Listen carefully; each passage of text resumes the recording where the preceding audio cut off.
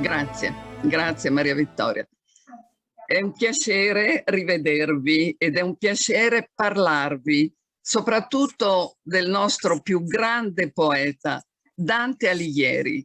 La mia conversazione di stasera è appunto omaggio a Dante Alighieri nel 7° anniversario della morte attraverso i suoi ritratti dal 300 fino ai giorni nostri, perché io ho pensato, pur essendo laureata in lettere, in letteratura e lingua italiana, ho pensato di privilegiare la lettura attraverso la pittura, attraverso il ritratto.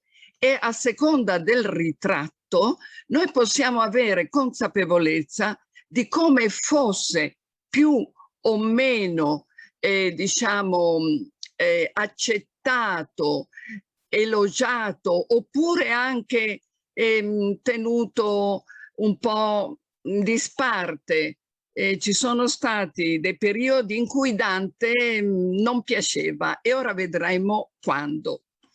Allora, io comincerei subito dalla prima immagine, dal primo ritratto che abbiamo di Dante Alighieri. Questo è un affresco che si trova a Firenze nella Cappella della Maddalena, che è all'interno del Palazzo del Bargello. È un affresco sulla parete occidentale della cappella, dove i condannati a morte nel comune o nella Repubblica Fiorentina dovevano passare la notte, poiché tutti i dipinti avevano come soggetto una storia di redenzione, di conversione, non per niente si chiama della Maddalena. Sulla parete occidentale invece è rappresentato il paradiso, il luogo della beatitudine, e tra i beati c'è anche questa figura molto bella, molto diciamo severa, piena di spiritualità, che da sempre è stata considerata come la rappresentazione di Dante Alighieri. Ma la cosa più interessante è parlare di chi può essere stato l'autore, il pittore Giotto. Giotto e Dante sono le due figure più grandi di tutto il nostro millennio passato. Nel campo della letteratura e nel campo della pittura attuano una rivoluzione totale. Dante, fornendo una lingua nuova, complessa, non è la lingua solo dei poeti della corte di Federico II che parlavano italiano, ma era un italiano mirato solo a quell'ambiente, che si usava solo in quell'ambiente. Dante dà una lingua per tutto il popolo italiano e la dà con forme eleganti, cariche di significato, profondo significato, sia filosofico che religioso. E accanto c'è forse Giotto. Perché si dice che può essere Giotto? Perché al collo taurino, che era una delle sue caratteristiche, Giotto non era molto bello e potrebbe essere proprio questa figura accanto a Dante. Ma purtroppo questo dipinto nel corso dei secoli, il dipinto è trecentesco, forse del 1330-1340, il dipinto, essendo ad affresco soprattutto, si è molto ammalorato, per cui non tutti gli storici e critici d'arte sono sicuri, o perlomeno non tanto convinti, non sono tanto convinti che sia di mano di Giotto. Io sostengo che invece sia opera di questo grande pittore che Dante aveva elogiato quando incontra nel Purgatorio il pittore Oderisi da Gubbio. Quindi, avendo fatto Dante un elogio grandissimo del pittore Giotto, è secondo me giusto che anche Giotto, dopo la morte del poeta, abbia reso omaggio a Dante.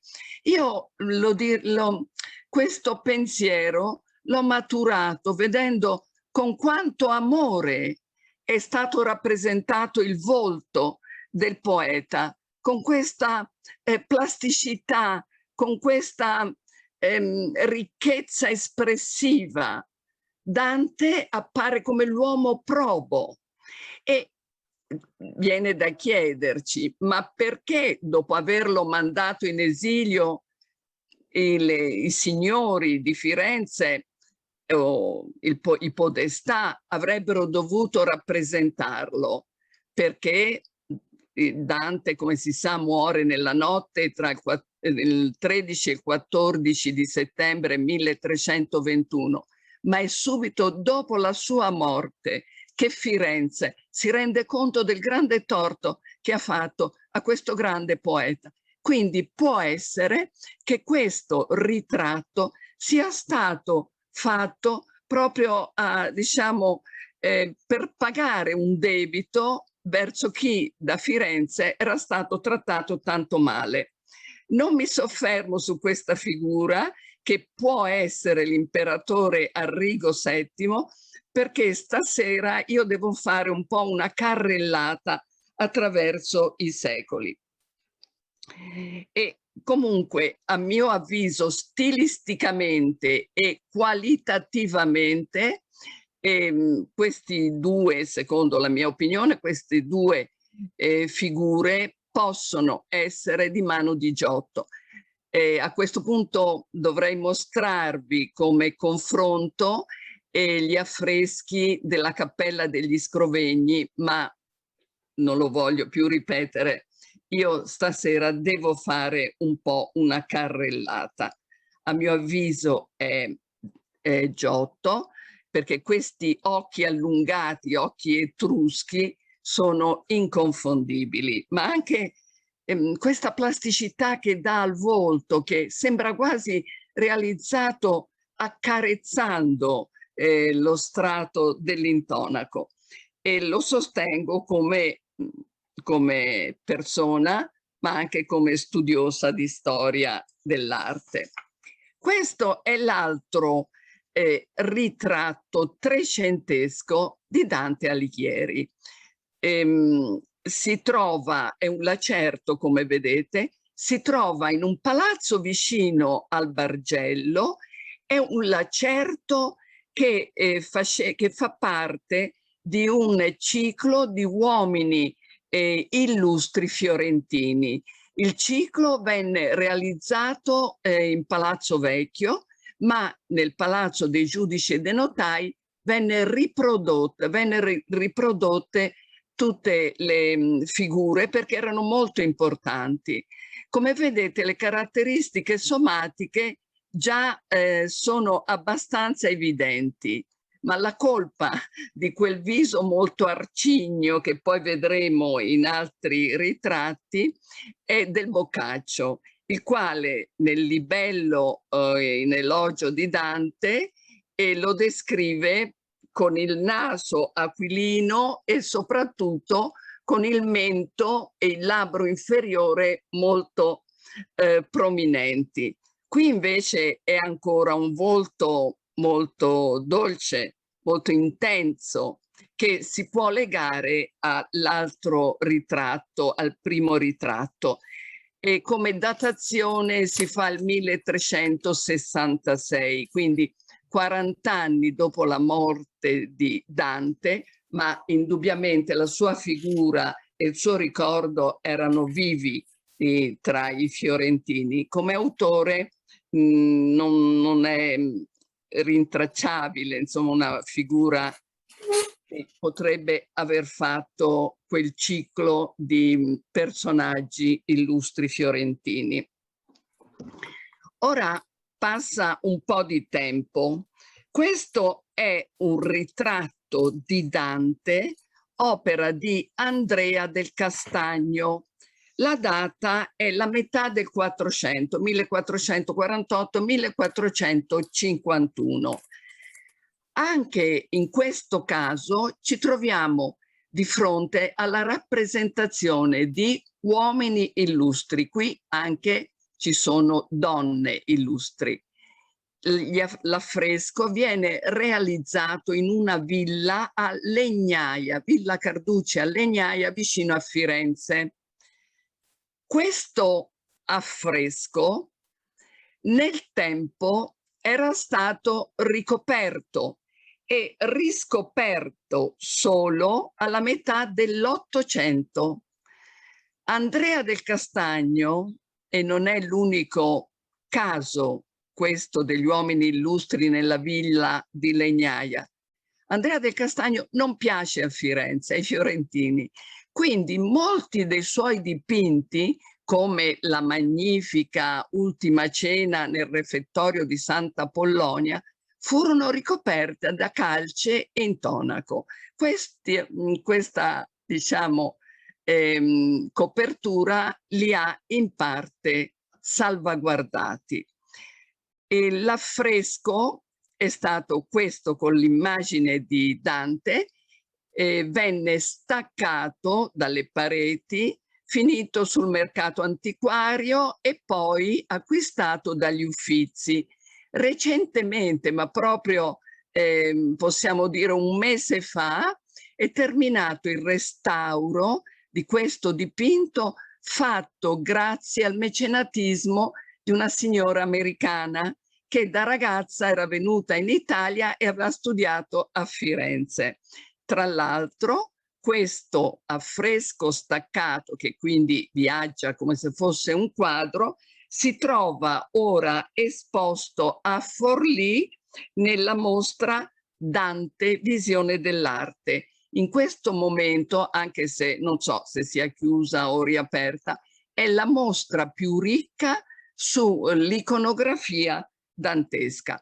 Come si vede qui, Dante ha un viso giovanile, le caratteristiche somatiche non sono accentuate, è abbigliato con l'abito sobrio dell'uomo di lettere che gli attribuisce il Boccaccio.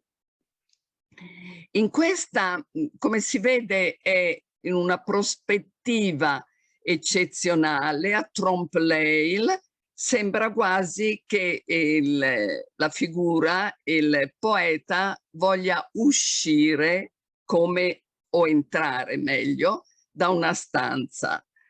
Non ha l'alloro, e poi parleremo dell'alloro, ma ha questa berretta da uomo di cultura, con sotto la cuffietta famosa bianca che portavano proprio gli uomini di lettere abituati a stare allo scrittoio. In questa stanza erano rappresentati vicino a Dante il Petrarca e il Boccaccio, ma mentre il Boccaccio dimostra subito un grande amore e diciamo parla di Dante come di una persona eccezionale, come veramente del più grande poeta italiano, il Petrarca no. Il Petrarca non ama Dante Alighieri. La lingua volgare per il Petrarca non andava bene per comporre e scrivere di poesia, quando invece le cose più belle scritte dal Petrarca in italiano derivano proprio dalla lezione di Dante.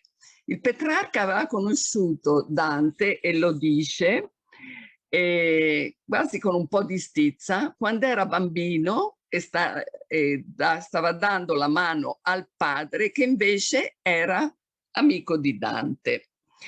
Quindi noi vediamo che a distanza di più di un secolo dalla morte, la figura di Dante è ancora considerata al di sopra di tanti altri letterati e poeti. E non a caso noi qui vediamo che già è rappresentata la triade: Dante, Petrarca e Boccaccio. Un altro dipinto che ci mostra Dante come figura, diciamo come un deus nei confronti della città di Firenze, è questo dipinto ad olio su tela, non è un affresco. E il pittore è Domenico di Michelino, non è un grande pittore, infatti lui dipinge sul disegno di un altro, Alessio Baldovinetti. Ed è diciamo, un evento un po' particolare. Siamo nel 1465, sono passato 2 secoli dalla nascita, 1465, 2 secoli dalla nascita di Dante. La committenza è committenza pubblica e questo dipinto è in effetti all'interno del Duomo di Firenze. Però più che guardare alla grandezza del poeta, sembra che Firenze voglia parlare della sua grandezza. Il dipinto viene chiamato La Divina Commedia illumina Firenze. Dante è attorniato dai 3 mondi, inferno, purgatorio, paradiso, ma di fianco ha potente l'immagine della città di Firenze. Abbiamo detto che siamo alla metà del 400. Ecco, cosa c'era a Firenze in quegli anni? C'era il ricordo forte del passaggio dei bizantini nel concilio famoso del 1439, quando con il Basileus Giovanni VIII Paleologo arrivarono a Firenze i filosofi, gli scrittori, gli uomini di cultura bizantini che parlavano addirittura in greco o in latino. Quindi nella Firenze, che è la Firenze di Cosimo il Vecchio, Dante non piace. Non piace, anzi viene attaccato da alcuni umanisti, anche se altri come Leonardo Bruni elogiano Dante, ma diciamo per quello che riguardava gli onori pubblici era stato messo da parte, scriveva in volgare, mentre piaceva a tutto il popolo, ma anche per esempio nelle corti del nord Dante era molto apprezzato. A Firenze in quel particolare momento non piace, anzi a mio avviso la causa è diversa. Cosimo il Vecchio non ama di Dante soprattutto lo spirito libero, perché Cosimo il Vecchio, che lo sappiamo, stette in disparte mentre la Repubblica continuava a essere guidata da un'oligarchia, ma di fatto era il dittatore di Firenze.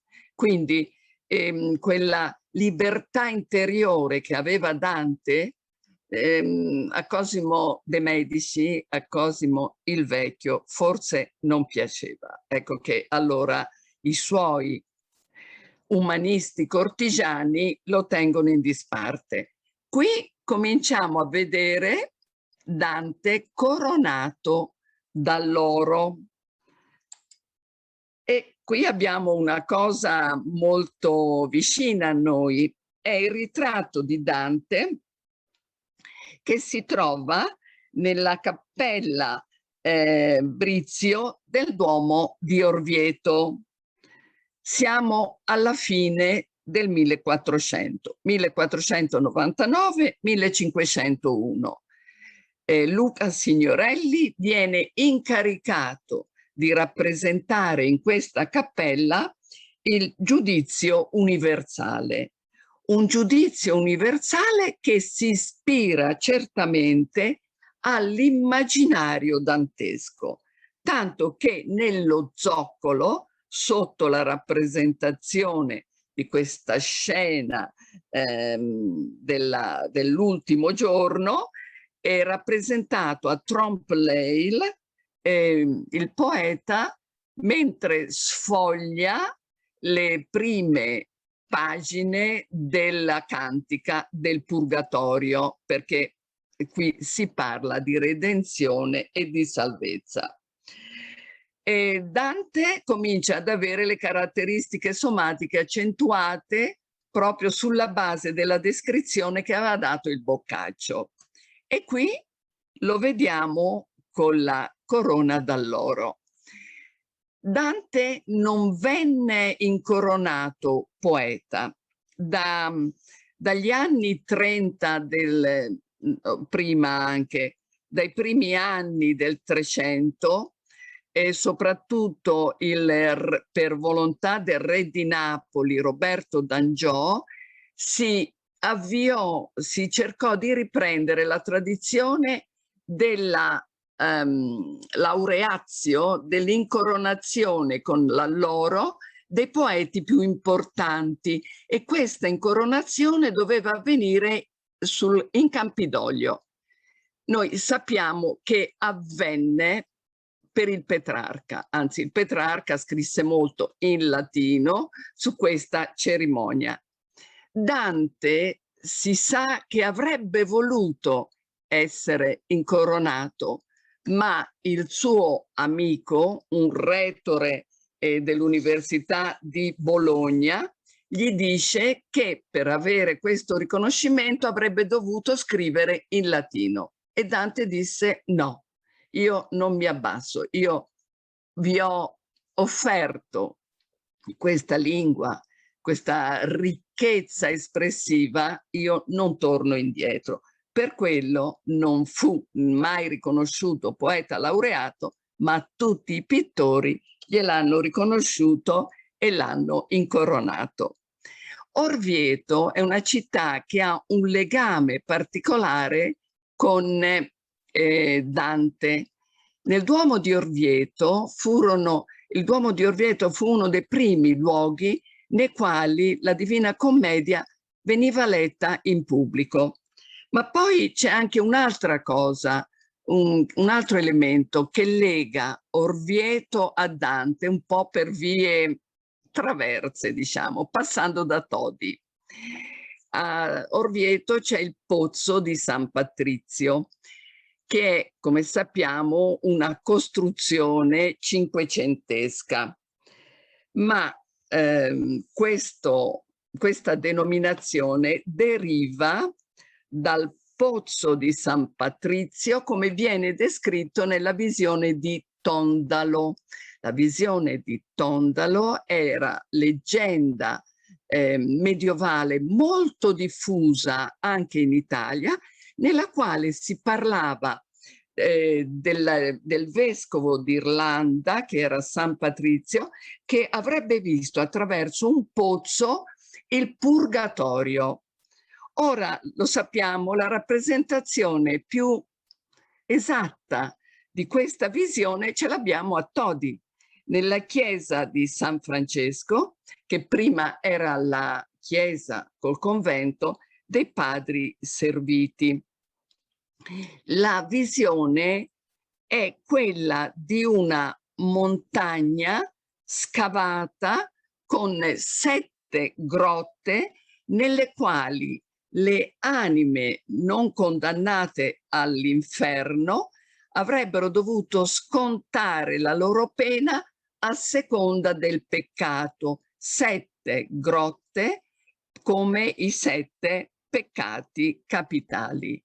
E allora, come c'entra Dante per molti studiosi, anche questa leggenda avrebbe potuto essere fonte di ispirazione per Dante, soprattutto per l'inferno.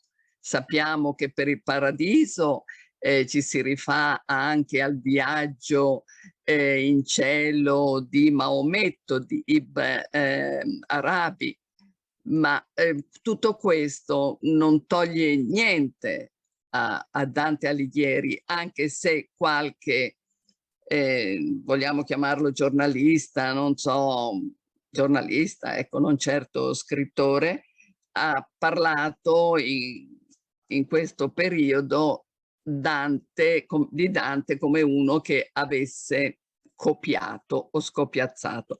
Tra l'altro un'altra notizia che ho letto recentemente è questa, che Giotto e Dante avrebbero combattuto insieme nella battaglia di Campaldino. Ora, Dante sappiamo che combatté a Campaldino, ne parla, descrive forse quelle immagini infernali gli provengono dall'esperienza di quel campo di battaglia, ma sappiamo anche che Giotto non combatté in alcuna occasione. Dante e Giotto potevano essersi conosciuti a Roma in occasione del Giubileo del 1300. Sappiamo che Giotto sicuramente in quegli anni era a Roma e lavorava in Vaticano. Sappiamo però dalla descrizione che Dante fa dei pellegrini sul ponte Sant'Angelo durante il Giubileo, descrive proprio il doppio senso della camminata dei pellegrini, chi andava e chi tornava. E questa descrizione di chi andava a vedere la Veronica Nostra è talmente puntuale che ci può suggerire o confermare la presenza di Dante a Roma per il Giubileo. E forse due fiorentini famosi possono essersi incontrati in questa occasione, ma non a Campaldino, come mi è capitato di leggere. E certamente Dante riconosce la grandezza di Giotto e Giotto, come ho detto all'inizio, ricambia l'omaggio realizzando quel bellissimo ritratto. Ora vediamo altri. Ecco, questo è Dante, realizzato dal Botticelli. È una tempera, questa è una tempera su tela, ecco perché è molto diversa, vedete, l'immagine, pardon, da quella precedente. È datato 1495. Siamo alla fine del secolo e questa tela si trova in una collezione svizzera privata. Non nego che io ho qualche dubbio, però facciamo una lettura così, cerchiamo di dare una lettura oggettiva. Certamente il Botticelli ammira molto Dante, perché nel tempo, dal tempo di Cosimo I a Lorenzo il Magnifico, che è il nipote, l'atmosfera culturale è cambiata grazie agli umanisti e grazie soprattutto ad Angelo Poliziano. Quindi Dante torna ad essere a Firenze il grande poeta che il popolo fiorentino, ma non solo a Firenze, in tutta Italia, in tutta Europa, anche in Inghilterra, anche in Francia, ecco, torna ad essere il grande poeta. Il Botticelli celebra il poeta, celebra la magnificenza di Lorenzo il Magnifico, come Dante con la Divina Commedia aveva celebrato la cultura fiorentina o comunque la cultura italiana. E qui vediamo che il poeta è ben ricoperto dall'alloro.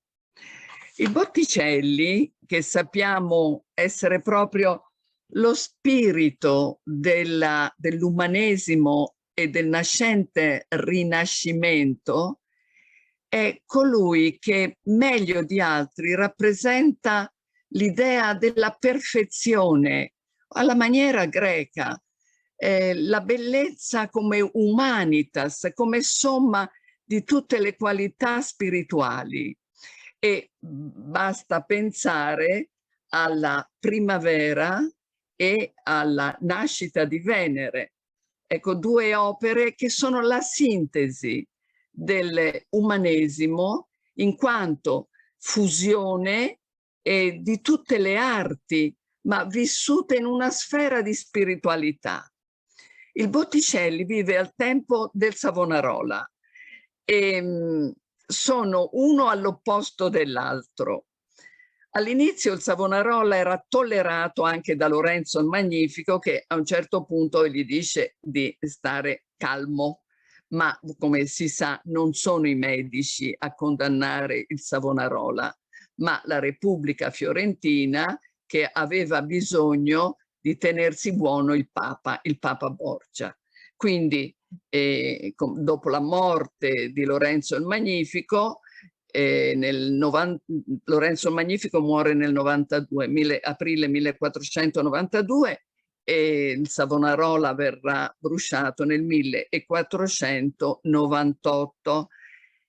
E questa presenza genererà una conversione nel Botticelli. Botticelli, che aveva parlato solo di bellezza ma in senso pagano, a poco invece con grave crisi si avvicinerà alla fede. E tra le ultime opere ci sarà l'illustrazione della Divina Commedia. Realizzerà 100 disegni su pergamena, alcuni colorati, alcuni no, che purtroppo si trovano la maggior parte in una collezione straniera e alcuni fogli si trovano in Vaticano. Ma restano una delle testimonianze più alte della comprensione che questo grande pittore ha del suo grande concittadino Dante. E ora vediamo un esempio, non posso farvele vedere tutte, ecco questa, no, pardon. Questo per esempio è la pagina che illustra l'apparizione di Beatrice nel Purgatorio, ed è interessante perché questo è in parte colorato. Il tratto, il disegno del Botticelli è delicatissimo, raffinato, ed anche l'invenzione dell'immagine è straordinaria. Beatrice compare su un carro trainato da un grifone e viene accolta da personaggi biblici, personaggi della Chiesa e anche i vecchioni dell'Apocalisse. Purtroppo non possiamo vederle tutte, ma il tratto delicatissimo che è la cifra del disegno botticelliano rende i versi leggeri, i versi armoniosissimi della poesia di Dante nel Purgatorio. Noi sappiamo che nell'inferno infierisce, poi a poco alleggerisce anche il suo stile e certamente le rappresentazioni. Ma dove Dante riceve il riconoscimento più alto è negli affreschi di Raffaello nella stanza della segnatura che fa parte delle stanze vaticane. Raffaello, giovanissimo, viene chiamato da Giulio II a Roma per rappresentare la supremazia della religione, della filosofia, della poesia. Come è intesa questa rappresentazione, questo trionfo dal Papa, da colui che guida la Chiesa nelle sue stanze. E Raffaello si fa interprete molto originale e molto ricco, ricco di inventiva e di iconografie anche nuove, anche se, come sappiamo, guarda al vicino Michelangelo ed è influenzato anche da Leonardo. Ma le sue composizioni sono straordinarie. Certo, Raffaello ha vicino gli umanisti e i teologi della corte papale, però molte creazioni come questa, per esempio, la disputa del sacramento, che è la prima parete ad essere affrescata, con questa rappresentazione di una doppia curvatura che allarga lo spazio all'infinito, è creazione, è realizzazione straordinaria di Raffaello. E cosa rappresenta questa disputa del sacramento, che dovrebbe invece essere chiamata il trionfo dell'Eucaristia, del sacramento dell'Eucaristia? Rappresenta la Chiesa trionfante e la Chiesa militante. Tutti guardano all'ostensorio d'oro, che è l'Eucaristia, ultima tappa della Historia Salutis. E qui ci sono rappresentati, questo è David, e poi ci sono gli apostoli, i martiri, mentre nella parte inferiore con la Chiesa militante sono rappresentati i papi del secolo, e per esempio, ora li vedremo in dettaglio, e i grandi teologi. E ora vediamo il dettaglio straordinario dove è rappresentato Dante. Dante, con la sua opera, con la Divina Commedia, mostra una tale ricchezza di contenuti religiosi, teologici, dottrinali, che si merita un posto in prima fila nella Chiesa, tra coloro che difendono la Chiesa. Dante qui è rappresentato con quelle caratteristiche somatiche che sappiamo da che cosa provengano, è laureato, come vedete, ed ha dietro il Savonarola. Il Savonarola, ci si chiede come mai sia stato messo anche il Savonarola, perché insomma era stato bruciato per volontà della Chiesa, ma era stato bruciato per volontà del Papa Borgia, mentre qui siamo al tempo di Giulio II. Tra l'altro Dante è dietro Sisto IV, che era lo zio di Giulio II, come sappiamo. In questo dettaglio vediamo anche una struttura in marmo particolare. Può essere una citazione della costruzione appena iniziata della Basilica Vaticana, oppure anche una prefigurazione di una Chiesa nuova che, grazie alla Chiesa trionfante e alla Chiesa militante, sarebbe potuta partire dai primi del Cinquecento, quando, come sappiamo, sta per invece affermarsi la riforma protestante, che ancora qui non c'era stata. Dante è quindi rappresentato da Raffaello in un luogo deputato, in quella stanza, la stanza della segnatura, che è la più importante tra le stanze del pontefice. Ma non è rappresentato solo qui, è rappresentato anche nell'altra parete, che è la parete in cui si ha il trionfo del bello. Nella disputa c'è il trionfo della fede. Nella scuola d'Atene il trionfo della ragione. Qui c'è il trionfo del bello, della poesia, e nella quarta parete c'è il trionfo della virtù attraverso la giustizia e la legge. Nella parete del Parnaso di nuovo abbiamo la rappresentazione di Dante. Al centro, come vedete, c'è Apollo, che non suona la cetra, ma suona una sorta di viola da braccio, che era molto di moda a Roma in quel periodo. È attorniato dalle muse, ma Raffaello vuole rappresentare anche i poeti. Per esempio, questo è il Petrarca, ma soprattutto, e qua anche c'è altri, l'Ariosto ed altri, ma quello che ci interessa è che ci sia la rappresentazione di Dante, sempre più accigliato, segaligno, con la sua corona d'alloro. Davanti c'è il poeta cieco, Omero, Virgilio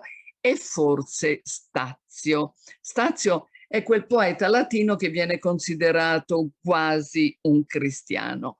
Questa parete, che a me sembra bellissima perché apre, ha come sfondo un cielo azzurro infinito, è veramente il trionfo di Dante Alighieri, il poeta.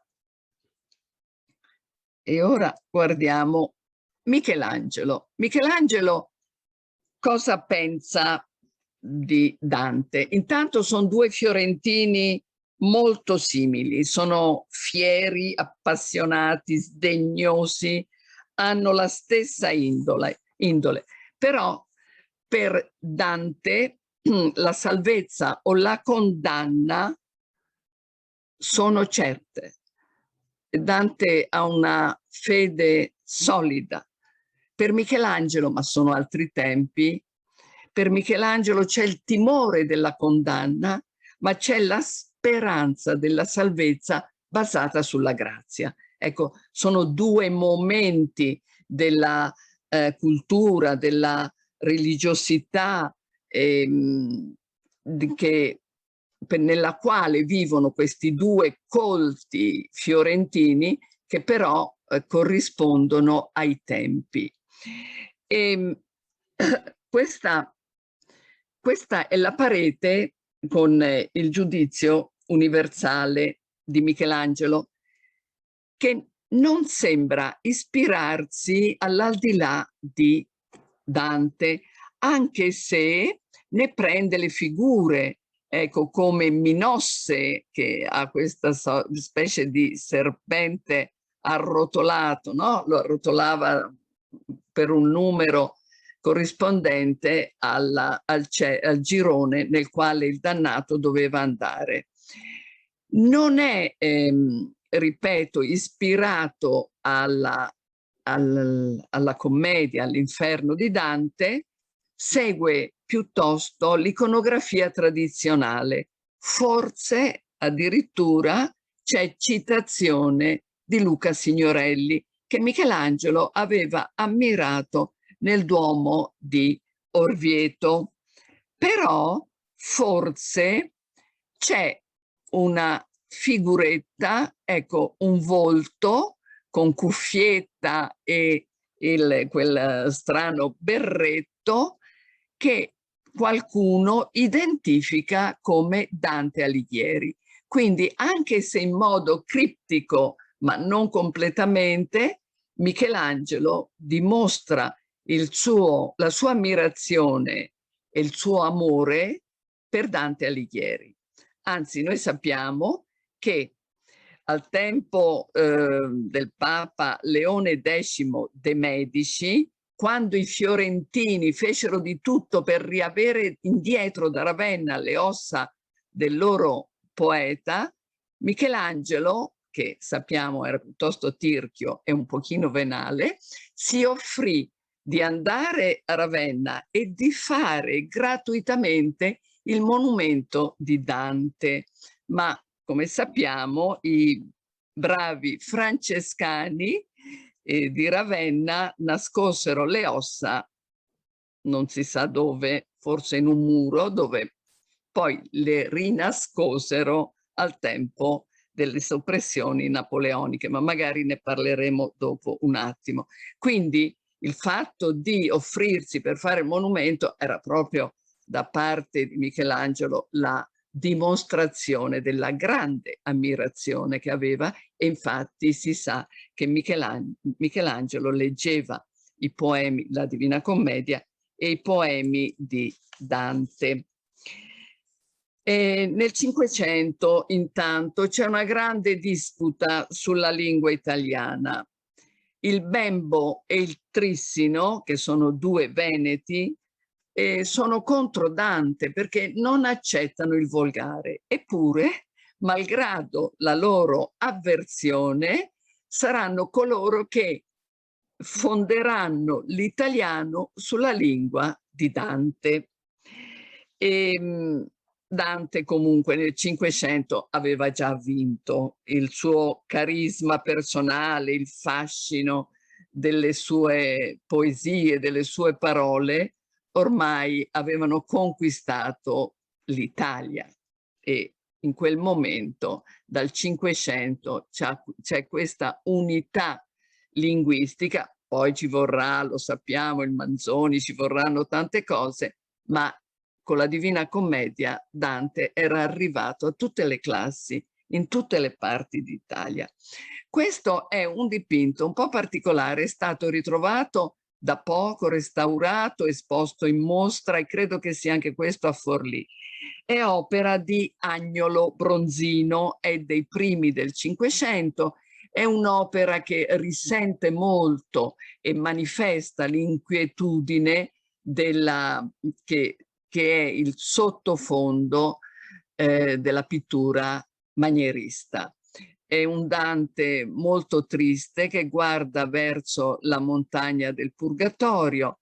Qui c'è l'inferno, e se guardate bene, qui c'è la cupola del Brunelleschi, quindi è rappresentata la città di Firenze. Agnolo Bronzino era fiorentino, è forse uno dei più grandi pittori del manierismo della prima metà del Cinquecento, ma se guardate non c'è il paradiso. È infatti un'immagine piuttosto triste, ma dobbiamo pensare quali fossero i tempi in cui vivono questi artisti. Ai primi del Cinquecento ormai l'Italia è diventata il campo di battaglie e di scambi tra le grandi potenze europee, e quindi la cultura, ma in particolare la pittura, ne risente. Ora passano quasi 2 secoli, il Seicento e il Settecento, nei quali Dante in Italia viene un po' accantonato.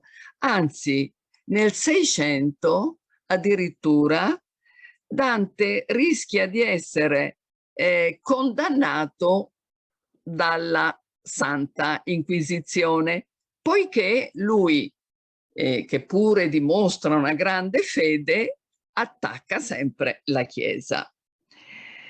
Però anche nel Settecento, ma dobbiamo considerare che il Seicento e il Settecento, ma più il Seicento, sono i secoli della scienza. Newton, Galileo e tutti questi grandissimi scienziati. Loro usano spesso il latino, anzi più il latino dell'italiano. Ecco perché Dante perde un po' della sua fama, ma il recupero della grandezza di Dante avverrà ai primi dell'Ottocento, poiché in Italia, soprattutto, si troverà affinità di sentire eroico e profondo amore di patria.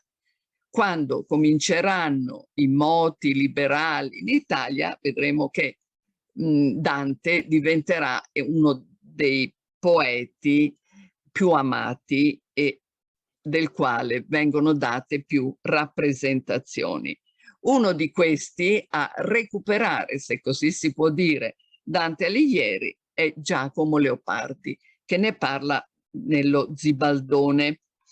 Dante aveva parlato della patria, identificandola chiaramente entro i confini naturali, e ne aveva parlato, lo sappiamo, nel sesto canto del Purgatorio, quando attraverso Sordello pronuncia la famosa invettiva ai serva Italia di Dolore Ostello, che non è un'accusa come altri giornalisti hanno scritto, è un atto, no, anzi Arbasino scrisse che era un atto di accusa, è invece un atto d'amore verso l'Italia, che avrebbe voluto vedere non serva, non lo sappiamo con tutto il resto, ma signora, una patria sola e considerata per il suo valore.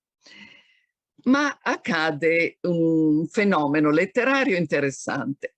Verso la fine del Seicento, esattamente nel 1667, in Inghilterra John Milton pubblica Paradise Lost, il paradiso perduto.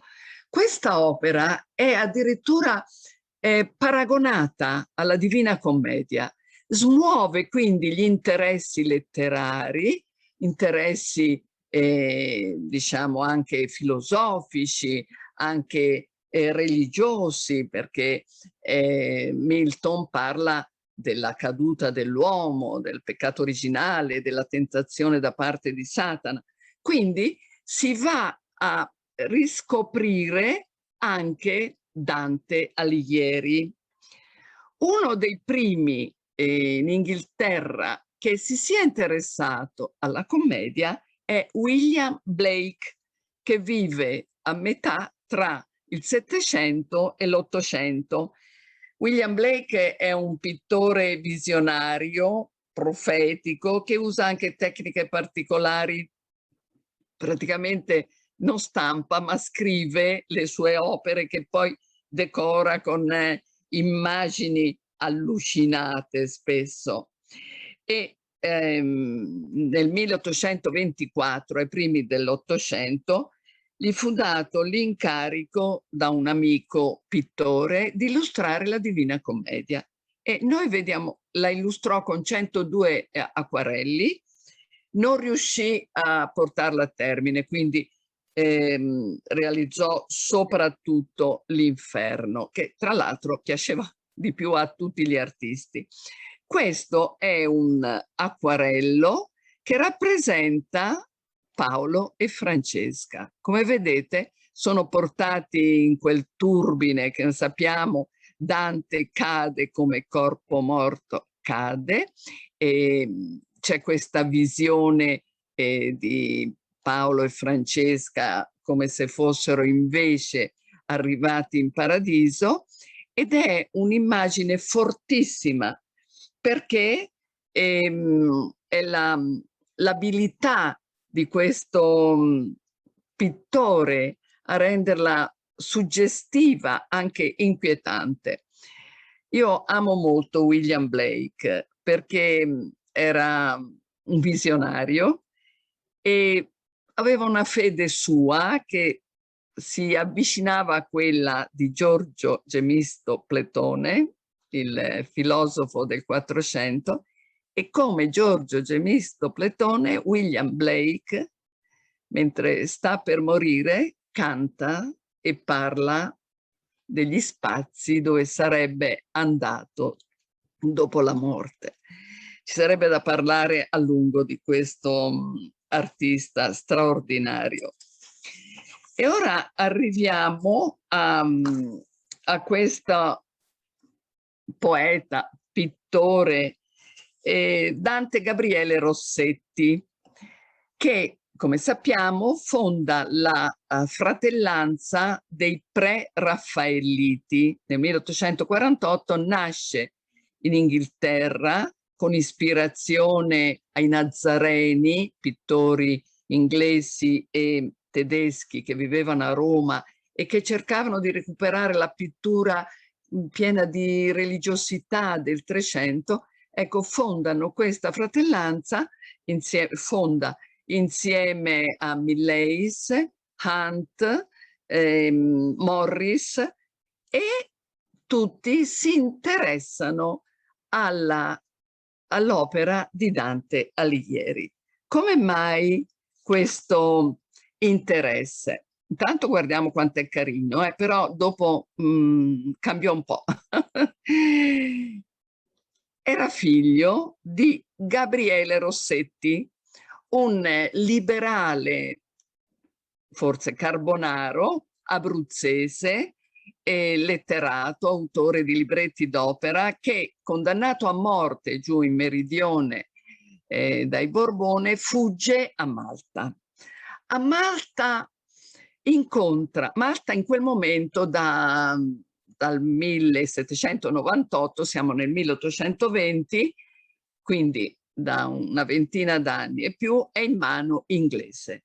Lì ci sono altri letterati fuoriusciti che per vari motivi studiano Dante Alighieri, ma un Dante Alighieri letto sotto un aspetto particolare, quello della sua appartenenza ai fedeli d'amore.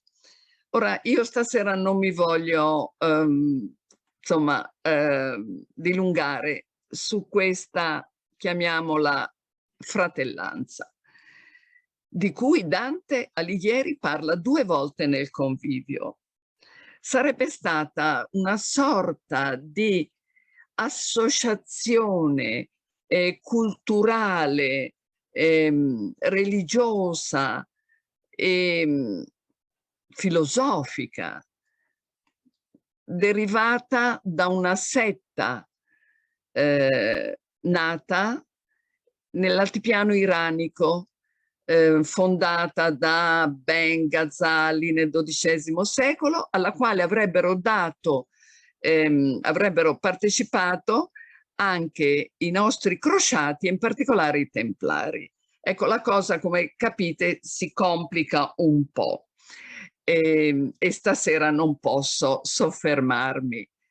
Dante, alla fine, non è innamorato di Beatrice, ma della filosofia. Lui stesso dice: la donna di cui mi innamorai fu la bellissima, onestissima figlia del padrone dell'universo, alla quale Pitagora dette il nome di filosofia.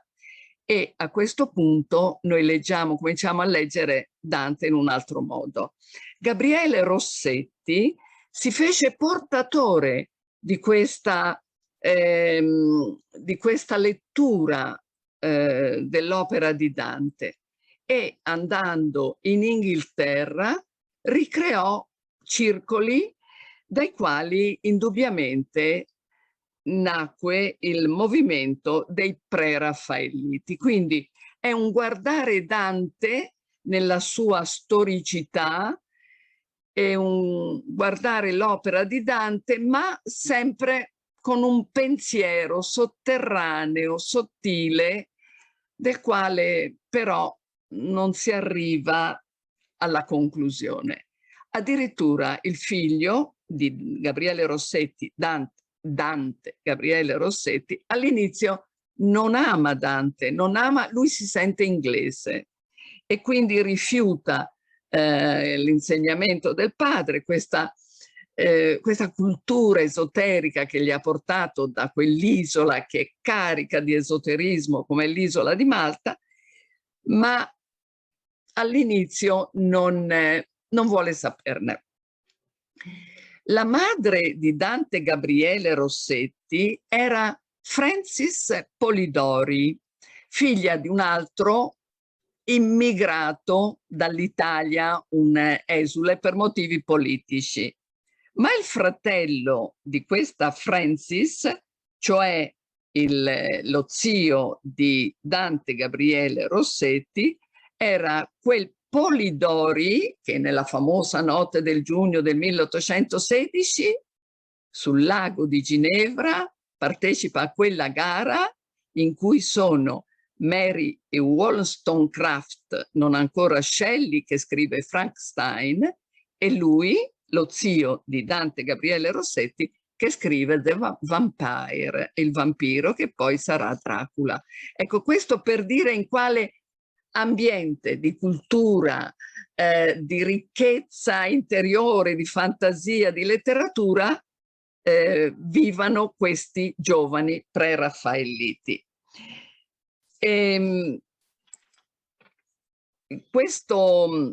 Questo diciamo letterato, poeta Dante Gabriele Rossetti all'inizio è solo un letterato, e invece si volge alla pittura, tanto che avrà molti problemi dal punto di vista della tecnica pittorica. Comincia con questo, guardate che bello, un disegno che sarà il bozzetto di una sua opera. Dante Gabriele Rossetti comincia a illustrare la vita di Dante, ma io sostengo sempre caricando le immagini di simbolismo e realizzando forse delle allegorie. Questa è la rappresentazione, la morte di Beatrice. Dante è opera di Dante Gabriele Rossetti, si trova alla Tate Gallery di Londra, e Dante portato dallo spirito da amore, l'angelo dell'amore, sul letto di morte di Beatrice. Due angeli reggono il sudario. È una scena molto suggestiva e carica, diciamo, di simbolismo. È anche molto bella dal punto di vista formale. E Dante Gabriele Rossetti ebbe come modelle donne bellissime. Una era sua moglie, Elizabeth Lizzie Siddal, e l'altra era la moglie invece di un suo collega. E quindi tutte le donne che rappresenta sono bellissime. Ma ecco, questo vediamo si ispira a Dante. Uno dei soggetti più rappresentati è l'episodio di Paolo e Francesca. Questo è un dipinto di piccole dimensioni, è una tempera, ma l'opera a mio avviso più significativa e inquietante e anche bella realizzata da Dante Gabriele Rossetti è questa, è Beata Beatrix. È l'immagine, la rappresentazione della moglie che era morta 10 anni prima, suicida. Questo pittore aveva avuto una lunga relazione con questa bellissima Elizabeth Siddal, che era la sua modella, poi si sposano, nasce una bambina che muore, e già erano dediti alle droghe, la droga di allora era il laudano, e in una crisi di depressione Lizzie si uccide col laudano. E all'inizio lascia anche una lettera che il poeta nasconde a lungo, perché sarebbe stato uno scandalo che sarebbe andato a carico di questa della sua amata sposa, che pure tradiva alla grande. È rappresentata con vedete, una colomba rossa che non è simbolo di pace, è simbolo di violenza, di morte, che porta i papaveri dai quali si ricavava il laudano col quale si era uccisa. Sul retro sono Amore e Dante, e sullo sfondo c'è Firenze. Ecco, Dante Gabriele Rossetti si era ispirato alla morte di Beatrice, come viene descritta da Dante nella Vita Nuova. è un'idealizzazione del soggetto, è la rappresentazione di uno stato di trance e di trasfigurazione spirituale. Beatrice è assorta in una visione celeste, con gli occhi chiusi nella visione di Dio. C'è parallelismo tra la morte di Beatrice e come il pittore vede la morte della moglie, come estasi mistica. Dal punto di vista della pittura, della bellezza formale, una delle opere più forti realizzate da questi pittori pre-raffaelliti. Ora guardo, questo è Hunt ed è rappresentato Dante, al quale viene rifiutato il saluto da Beatrice perché lui ha scritto su altre donne. Come vedete qui siamo in un contesto un po' diverso. Io lo definirei già storicismo, mentre per Dante Gabriele si parla di simbolismo, in questo pittore invece possiamo vedere la rappresentazione di un soggetto storico o storicizzato.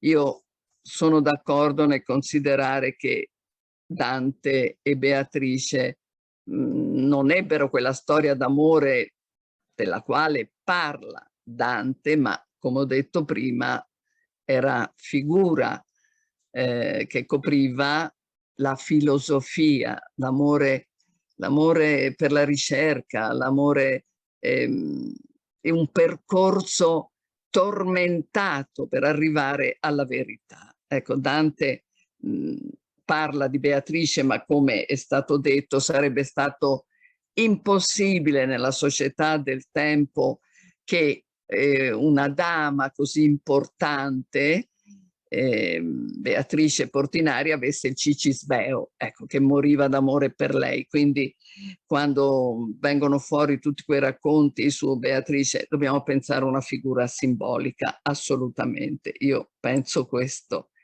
E questo è un altro pittore, Burns, che rappresenta Paolo e Francesca. Di questo è particolarmente bello il colore. Siamo alla fine dell'Ottocento, verso gli anni '80, e cominciano a realizzarsi dei colori, dei pigmenti anche chimici che possono rendere brillantezza, guardate questo blu di cobalto, e quindi anche dare una rappresentazione più vivace della scena. Che questo pittore, Burns Jones, fosse stato in Italia, in particolare a Firenze, lo dimostra questo dettaglio, questa architrave così con i putti nostri quattrocenteschi. E ora guardiamo. Allora, abbiamo visto che in ambito inglese dalla fine del Settecento per tutto l'Ottocento c'è tanto interesse per Dante, che però viene letto non solo dal punto di vista della letteratura, ma dal punto di vista proprio della ricerca sottile, psicologica, filosofica, teologica, tutti aspetti che vengono fuori dalla Divina Commedia e che ognuno cerca di comprendere e di fare suo. In Inghilterra. Anche in Francia però agli inizi dell'Ottocento si vede che c'è interesse, come dimostra questo bellissimo dipinto che si trova al Louvre, è La barca di Dante di Eugène Delacroix, è del 1822. Sono proprio gli anni in cui anche in Italia si riscopre Dante. È un dipinto molto forte, è Dante con Virgilio che sta attraversando la palude Stige e da lontano si vede la città infuocata che è la città di Dite. Dal punto di vista proprio della formale della rappresentazione pittorica vediamo che c'è un uso del colore molto forte con questi contrasti e che ricorda un po' tanto la zattera della Medusa dell'amico Théodore Géricault, che è uno di questi grandi pittori del primo Ottocento francese. E guardiamo ora chi è l'altro grande artista francese che si interessa in modo particolare di Dante. È Gustave Doré. Questa è un'incisione perché Gustave Doré fu pittore, scultore, ma soprattutto incisore. Lui si addolora che non lo onorino come pittore, ma in effetti la sua bravura, la sua altezza si vede nell'incisione. Anzi, l'incisione francese alla metà dell'Ottocento, grazie a nuove tecniche, raggiunge un'altezza qualitativa eccezionale. Doré viene incaricato nel 1861 di illustrare la Divina Commedia. Questo è il frontespizio della versione della redazione italiana. E ora vediamo quali scene, e vi faccio vedere solo una scena per cantica. Questa è quella di, lo sappiamo, di Paolo e Francesca. Doré raggiunge con l'incisione la bellezza quasi cromatica della pittura, queste sfumature di grigio, queste illuminazioni lasciate dalla parte non incisa, danno alle figure una forza quasi e una struttura michelangiolesca. Questo è l'episodio, come ho detto, più rappresentato, quinto canto dell'Inferno, più rappresentato in assoluto. E qui tra l'altro, guardate, sono uniti, formano quasi un cuore. Poi c'è questa scena bellissima che questa scena rappresenta l'arrivo nell'antipurgatorio delle anime che devono purgarsi prima di salire in cielo. La nave, la piccola nave, è guidata da un angelo e arriva al purgatorio partendo dalle foci delle Tevere. Qui Dante, tra queste anime, incontra l'amico musico Casella e quello, guardate, sarebbe tutto un episodio da rileggere e da studiare insieme ai musicologi, perché Dante scriveva, non era un cantautore, lui scriveva e per esempio Casella o altri mettevano in musica i suoi versi e Casella intona quando incontra Dante e Virgilio: amor che nella mente mi ragiona. E ecco, quest'altra, vi ho detto, un'immagine per cantica, è l'incontro con l'antenato Cacciaguida, morto crociato nella seconda crociata, che gli predice, come già avevano fatto gli altri gli predice l'esilio. Ecco, e ora invece passiamo all'Italia. In Italia nei primi anni dell'Ottocento si risveglia lo spirito patriottico. Voi sapete che Napoleone, dopo tutti i disastri che aveva fatto, aveva però pur tuttavia suscitato l'amor di patria e il desiderio di libertà e di indipendenza, lo sappiamo. Questo è un pittore, l'opera è del 1810, il pittore si chiama Monti, Fausto Monti, rappresenta anche questo l'episodio di Paolo e Francesca. Quello che c'è di bello in questo dipinto che si trova agli Uffizi è quest'aria così romantica e nello stesso tempo un po' non dico stregonesca, quasi alla Fuseli, che è veramente un'opera d'arte. Questo pittore, che era marchigiano, aveva studiato e lavorato a Roma col Battoni, quindi una grande scuola. Noi purtroppo di tanti ci dimentichiamo. Questo è un ritratto di Dante, un ritratto, diciamo, alla maniera tradizionale, pensieroso, con la corona d'alloro sulla testa.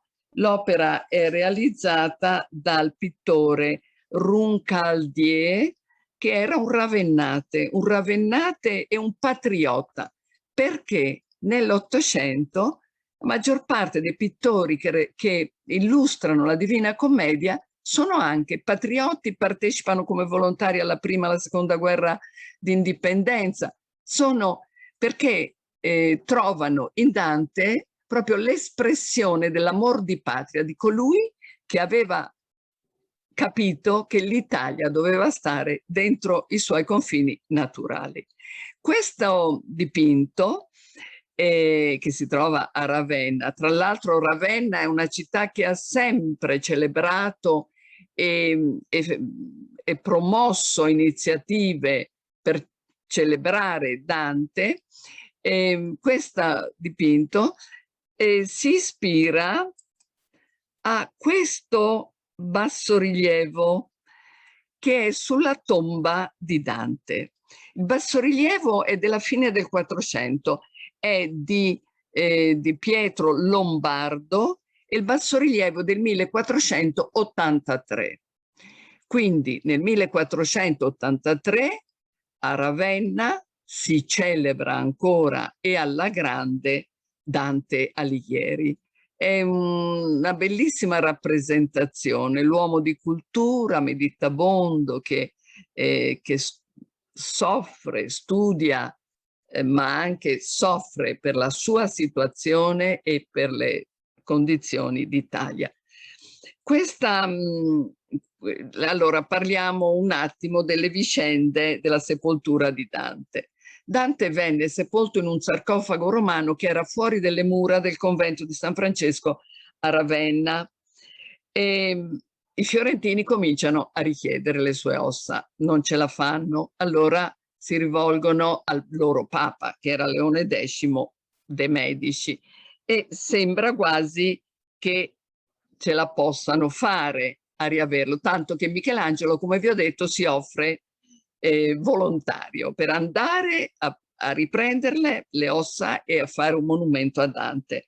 Ma quando i fiorentini arrivano a Ravenna, nel sarcofago c'è un foro, il sarcofago era appoggiato alle mura del convento, i frati hanno fatto un buco e portato via le ossa, che vengono nascoste fino al 1781, quando un cardinale legato, che se non mi sbaglio era un Gonzaga, fa costruire quel tempietto neoclassico che è quella che noi conosciamo, la tomba di Dante a Ravenna.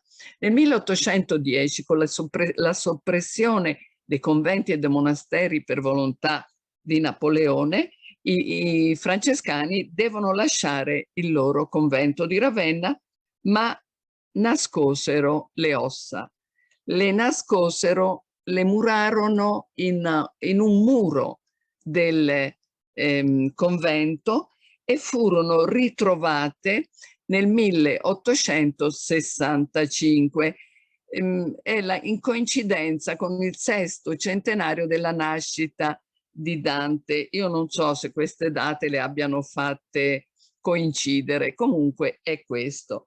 E da allora le ossa di Dante rimesse nel suo sarcofago si trovano all'interno della cappella, dove dai primi anni del Novecento arriveranno tanti riconoscimenti, corone di alloro, anzi sacchi di foglie d'alloro che li manda D'Annunzio, proprio perché gli italiani capiscono la grandezza del loro poeta, ma perché rappresenta lo spirito patriottico italiano. Questa è la vetrata, una delle due vetrate dantesche di Giuseppe Bertini, milanese, è un'opera della metà dell'Ottocento, 1851. Questa vetrata fu inviata a Londra per l'esposizione universale del 51 e poi ci rifu mandata nel 1865 per il 6° centenario della nascita di Dante. Nel 67 fu acquistata dalla Pinacoteca Ambrosiana, però una analoga si trova nel museo Pol di Pezzoli, e ci sono, è Dante meditabondo, proprio uno spirito romantico un po' pesante, tra Beatrice e Matilda. Matilda è quella figura femminile che incarna la bellezza assoluta e si trova negli ultimi canti del Purgatorio. E ora ci sono una serie di dipinti. Dante in esilio col figlio Pietro, perché arrivato a 15 anni anche il figlio fu condannato a morte o all'esilio, quindi non sarebbe più potuto tornare a Firenze. Poi invece viene perdonato, torna a Firenze, fa amicizia col Petrarca, ma non tanto. Il Petrarca era così, insomma, un po' presuntuoso, diciamo. E qui è rappresentato Dante col figlio nella pineta di Ravenna. È un'opera di Annibale Gatti, un pittore non molto noto, anche lui un pittore che segue le vicende patriottiche e quindi cerca di rappresentare personaggi legati allo spirito italico e al patriottismo. Allora qui è Dante in esilio e qua anche, guardate, questa è un'opera, è un pittore, mi pare Peterlin, di Vicenza. È interessante perché ripropone l'immagine un po' renversée di Goethe nella campagna romana del pittore tedesco Tischbein. È malinconico, riflette sulla condizione d'Italia. E ancora Paolo e Francesca. Questo è, siamo già verso la fine dell'Ottocento, 1877, è di Mosè Bianchi. È un bellissimo piccolo dipinto, è su carta dorata, è acquarello su carta dorata. A me ricorda molto nel tratto, quasi lo leggo come prefigurazione di Egon Schiele. Mosè Bianchi è stato un grande pittore da Monza, Mosè Bianchi da Monza perché c'era Mosè Bianchi anche da Lodi, un grande pittore. La maggior parte delle sue opere ora si trova all'Ambrosiana. Questo è un ritratto di Dante, ma più che altro è forse un diciamo autoritratto del pittore, che è un pittore romano che si chiama, scusate, questo non me lo ricordo, si chiama di nome Tito, ma il cognome no, Forti mi pare, scusate, è del 1927. E questo è molto divertente perché siamo nel 1912. Questo è un affiche, un manifesto pubblicitario della Olivetti, che aveva appena il padre di Adriano Olivetti aveva appena cominciato a costruire le macchine da scrivere, ma non andavano perché si preferivano quelle tedesche o quelle inglesi, e insieme ai suoi decide di fare una campagna pubblicitaria e quindi viene proposta questa immagine. Il pittore è Wolf Ferrari, Teodoro Wolf Ferrari, e piacque molto. Questa andò nelle varie esposizioni e da allora l'Olivetti propose sempre campagne pubblicitarie con i migliori designer e disegnatori italiani. In questo affiche era scritto: se Dante avesse avuto una M1. M1 era il modello di questa Olivetti. Questo è il bellissimo, anche questo è un manifesto, affiche come l'ho definito l'altro, è opera di Galileo Chini. Siamo nel 1921, cioè nel 6° centenario della morte di Dante. Furono fatte tante manifestazioni e forse c'era anche il fascismo nascente. Comunque si sottolineò molto lo spirito patriottico di Dante Alighieri. Questa immagine è una riproduzione a stampa, quindi si trova sia nel Museo Classense di Ravenna che nel centro di studi di Galileo Chini, che si trova al Lido di Camaiore, vicino a Viareggio, ecco, Lido di Camaiore in Toscana. Galileo Chini fu il massimo interprete della pittura Liberty in Italia, nella quale confluiva molto dello stile orientale, anche perché Galileo Chini è colui che lavora nella reggia del re del Siam a Bangkok. E questo, anche la scritta, vedete, poema sacro al quale ha posto mano e cielo e terra. Ci sono ora, ecco, anche questo è Dante Adriacus, e l'autore Adolfo De Carolis, che vive contemporaneamente a Galileo Chini, ma non è un pittore Liberty. Lui vuole andare indietro. In effetti noi qui vediamo molto del Dürer, così la rappresentazione molto forte. Adriacus è il termine che volle D'Annunzio per dire dell'Adriatico, per ricordare la sua impresa di fiume.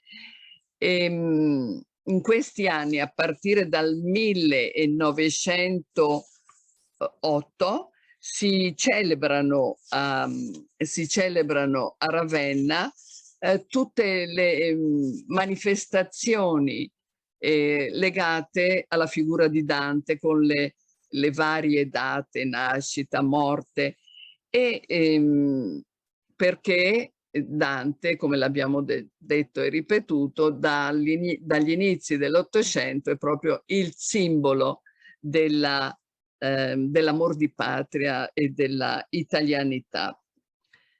Ecco, ora passiamo invece, proprio mi spiace che sintetizzo molto, ma non so che ora sia.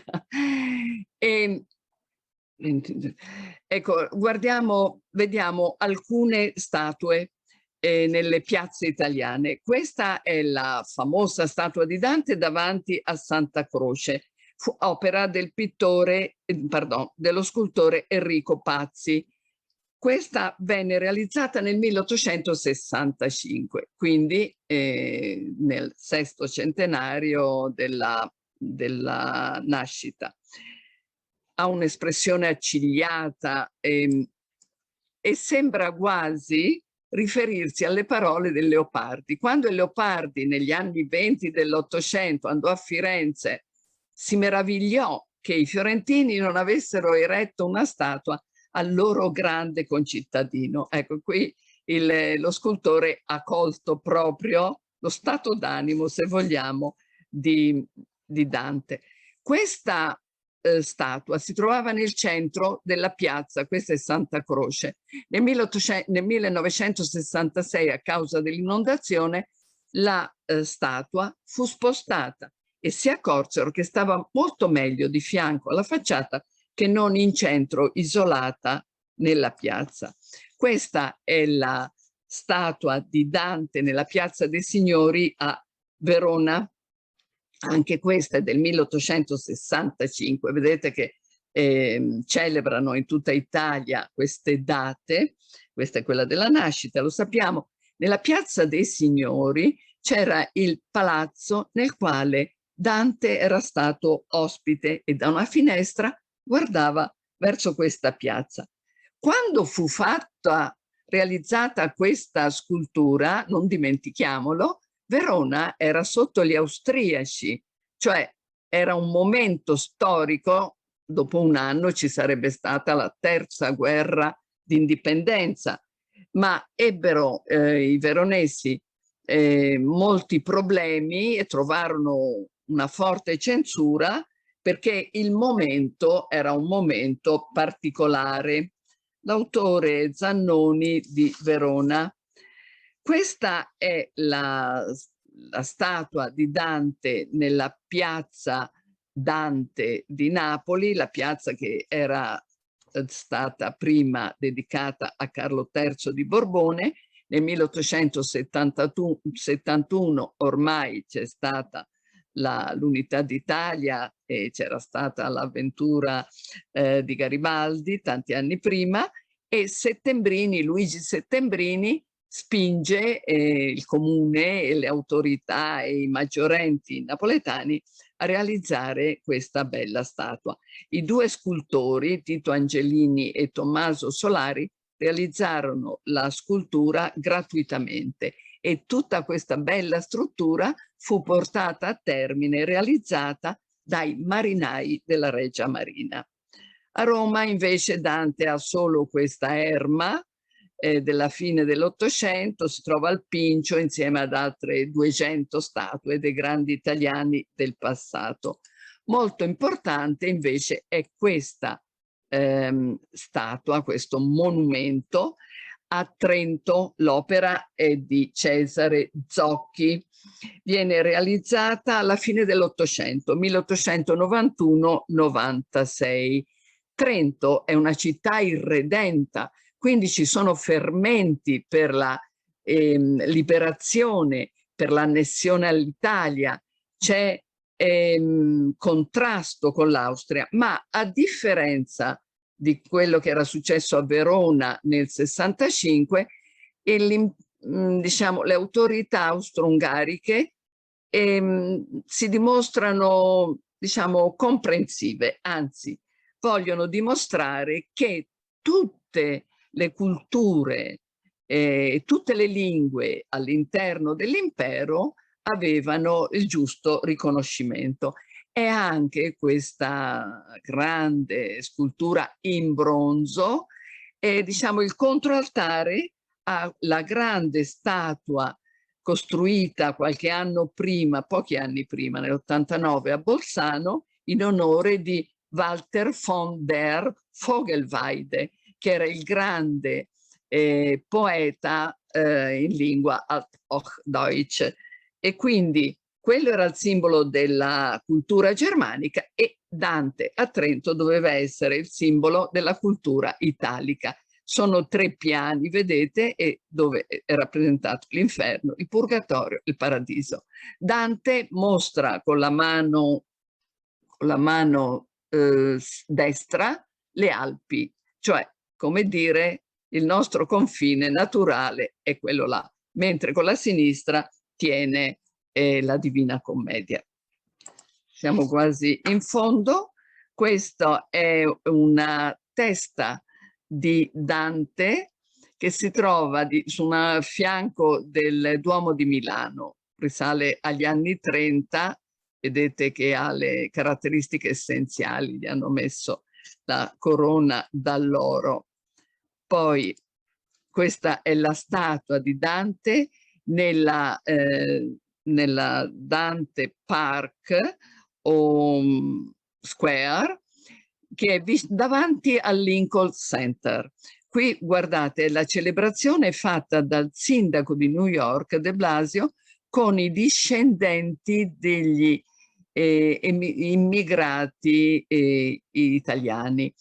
E fu fatta una raccolta di fondi già nel 1912, il disegno, il progetto era dello scultore Ximenes, Ettore Ximenes, famosissimo, che ha lavorato tanto a Roma, ma siccome costava troppo cara non la fecero. La fecero invece, la realizzarono nel 1921 ed è una statua, come vedete, notevole. L'ultima immagine è questa, è Dante, come si trova a Malta, a Floriana, che è un quartiere, se vogliamo, della Valletta, opera dello scultore Vincent Apap, ed è diciamo, la rappresentazione della fratellanza tra l'Italia e Malta, Malta dei Cavalieri di Malta, non Malta inglese. Infatti Dante qui è posto su 3 massi che sono le 3 cantiche e alla base, ora qui non si vede, c'è il giglio fiorentino e la croce di Malta. Io ho finito e quindi allora vengo. Ecco, io non so se volete chiedermi qualcosa, se vogliamo riaggiornarci su qualche episodio, perché abbiamo ancora un anno, qualche mese ancora per parlare di Dante, sul quale non si finirebbe mai di parlare e di conoscere cose nuove e affascinanti. Io volevo chiedere a Giuseppina innanzitutto i complimenti per la trattazione che è stata molto approfondita. A me è piaciuto molto, anche per motivi territoriali, che nel Duomo di Orvieto si recitasse la Divina Commedia. Questa è una cosa straordinaria. Pensare che in una cattedrale si recitasse la Divina Commedia mi sembra una dimostrazione di grande civiltà. Se pensiamo che adesso addirittura sono ammesse soltanto canti religiosi, pensare che cantiche così energiche potessero essere pronunciate in una cattedrale anche così imponente, così significativa, è suggestivo. I primi luoghi dove si legge la Divina Commedia sono la chiesa di Badia a Firenze, le letture le fa il Boccaccio, e poi a Orvieto. C'è un'altra cosa che volevo dire, un legame con l'Umbria, e ho dovuto un po' così trascurarlo prima, ma ora lo voglio fare. La cappella della Maddalena nel Bargello a Firenze fu fatta costruire da Matteo d'Acquasparta. Matteo d'Acquasparta, come sapete, era il generale dei Francescani, era il braccio destro di Bonifacio VIII, infatti Dante lo odiava, e lui era stato plenipotenziario del Papa Bonifacio VIII a Firenze e quindi avevano costruito questa cappella. Ma la cosa che mi interessa dire è che Matteo d'Acquasparta era della famiglia Bencivenga di Massa Martana. Il suo stemma, ripetuto ben 4 volte sulla sua tomba in Santa Maria dell'Araceli a Roma, rappresenta un ponte, Fonnaia, dal quale escono 3 corsi d'acqua. Ebbene, sulla facciata di una chiesa nella piazza nostra della parrocchia qui a Massa Martana ci sono 2 pietre incise con quello stemma. Ecco, ci tenevo a dirlo. Buonanotte. Grazie, grazie e complimenti vivissimi per questa bellissima carrellata.